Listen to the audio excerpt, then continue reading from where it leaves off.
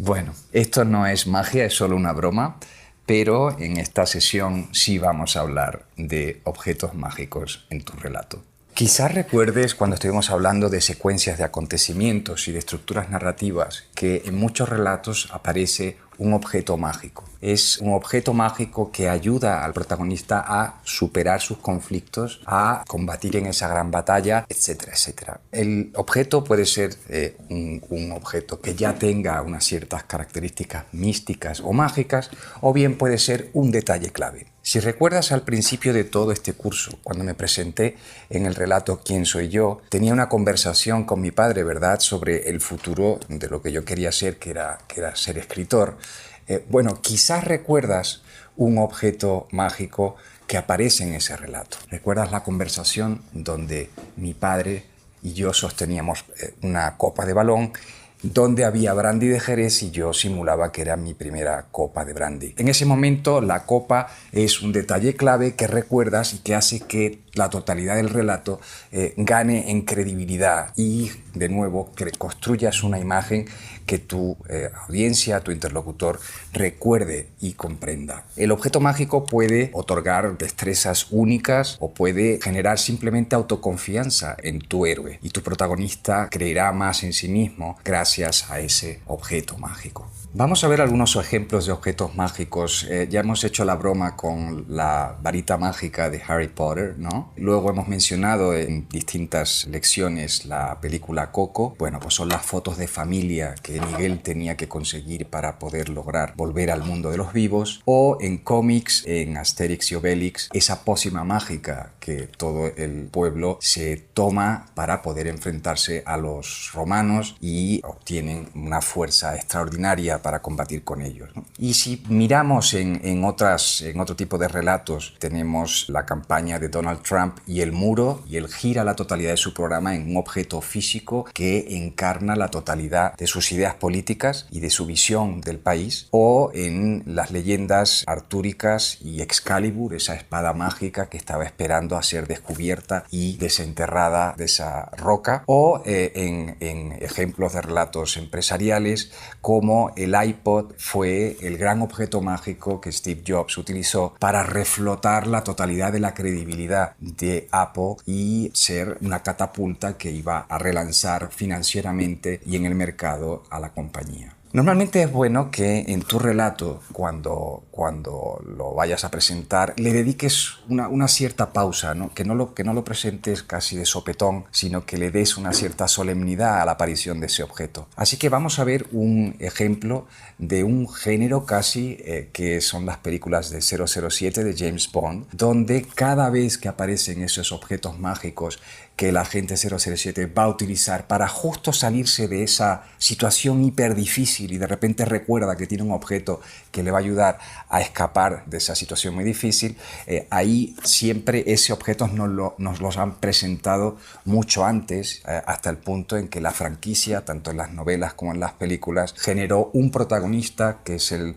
Dr. Q, que es ese cerebro un poco loco, extravagante, excéntrico, que se encarga de realizar esos objetos. Vamos a ver un ejemplo de una escena como esa. Bueno, como veis, en este caso, con James Bond, el personaje Dr. Q tiene un punto loco, excéntrico, divertido, y ya se hace la prueba y se escenifica el objeto mágico en funcionamiento para familiarizar a la audiencia con cómo funcionan y que en el momento de álgido de la película pues no tengamos que explicar por qué ese zapato se convierte en un arma blanca o por qué ese coche maravilloso puede flotar o puede volar, etcétera, etcétera. En el caso de los relatos profesionales, que es lo que nos traes al caso en este curso, los objetos mágicos son muy importantes porque, como hemos dicho, construyen credibilidad sobre lo que quieras contar. Así que vamos a ver algunos ejemplos de objetos mágicos que puedes utilizar en tus relatos. El primero pueden ser un título profesional, algo que has logrado de alguna escuela prestigiosa, cursos de doméstica, de actualización de tus habilidades profesionales, o bien puede ser una idea, una forma de ver un mercado, y hemos visto pues distintos ejemplos de profesionales profesionales que entienden,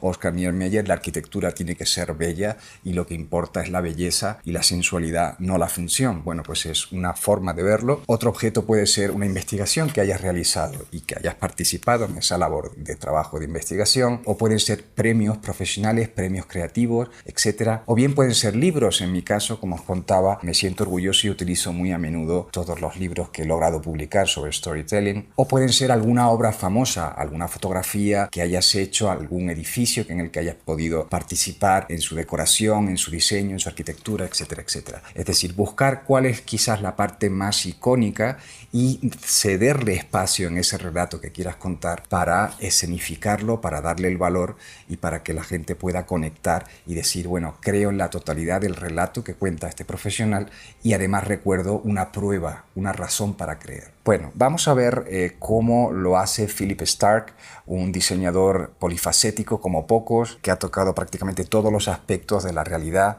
de consumo y de vida cotidiana de los ciudadanos, y cómo él habla de algo muy específico que siempre ha sido su objeto mágico, su objeto fetiche, su detalle clave, que es el diseño democrático.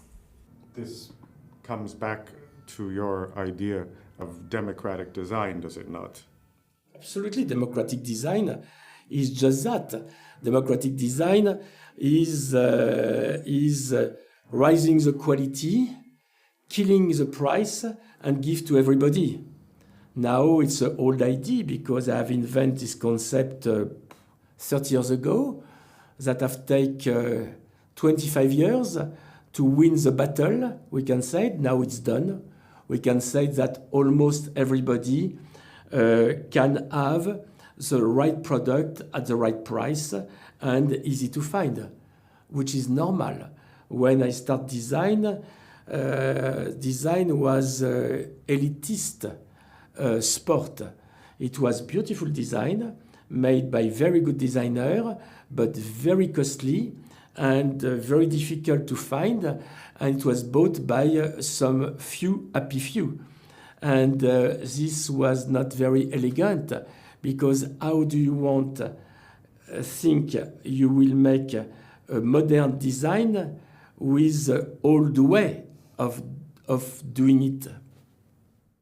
Bueno, lo primero que vemos es cómo él enfatiza esa idea de diseño democrático y cómo él se presenta como el padre, el creador de ese concepto que consistía en pensar que cualquier diseño tiene que ser accesible para mucha gente, que no tenía que ser una cosa elitista para unos pocos. Cómo él además utiliza palabras que tensan y crean esa tensión narrativa. Fijaos que él dice incrementar dramáticamente la calidad de los objetos, pero luego killing the price, matar o bajar el precio, pero utiliza ese drama para decir drásticamente tenemos que bajar ese precio. Y esa manera de presentar qué es el diseño democrático en prácticamente una fórmula, subir la calidad, matar los precios o bajar los precios, es algo que repite y es una muletilla en sus propios relatos. Él además añade otro elemento de drama que es, bueno, ahora todos entendemos que cualquier persona puede tener acceso a objetos de diseño, pero a mí me ha costado 25 años de batalla y podemos decir que tras 25 años por fin la he ganado. Él dice,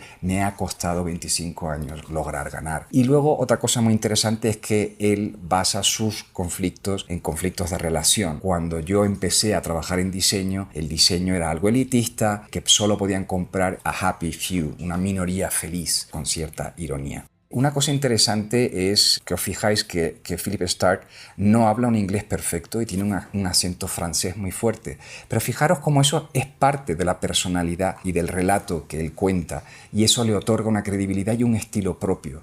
Entonces muchas veces pensad que a lo mejor podéis tener un acento quizás como el mío, que puede sonar costeño, que no es muy identificable, tengáis el vuestro propio. No intentéis corregir o mejorar eso, sino pensad que os hace diferentes, que os hace únicos y que es parte de por qué es interesante escuchar vuestros relatos, porque tenéis una manera muy peculiar y única de contarlo. Entonces, en vez de tratar de ocultar eso, fijaos en cómo la manera de Philip Starck y su acento hace que ganen personalidad, que ganen distinción, en diferenciación, que sea algo único. Habla como tú eres porque esa es tu fortaleza, no hay nadie como tú, no hay dos personas como tú.